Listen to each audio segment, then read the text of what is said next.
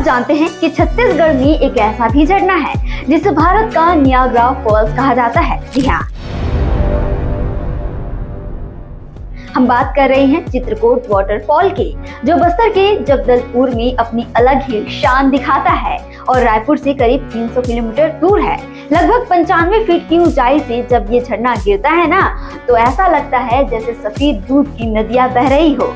अभी बारिश भी हो रही है, जिसके कारण आपको पानी लबालब भरा मिलेगा।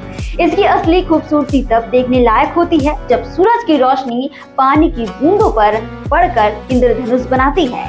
यकीन मानिए, कैमरे में कैद करने का तो आपको बहुत मन करेगा, लेकिन आंखों से देखने का मजा ही कुछ और है। और हाँ, यहाँ सिर्फ झरना नहीं, बल्कि इसके पास है एक प्राचीन मंदिर, जहाँ घूमने के साथ साथ भगवान के दर्शन भी कर लेते हैं और प्रकृति के अद्भुत नजारों का आनंद भी उठा लेते हैं। अगर आप बोटिंग का शौक रखते हैं तो झरने के बिल्कुल करीब जाकर उसका दीदार करने का रोमांच भी उठा सकते हैं। तो अगली बार जब आप कहें यार घूमने कहाँ चलें, तो याद रखिए छत्तीसगढ़ का चित्रकोट वाटरफॉल आपका इंतजार कर रहा है।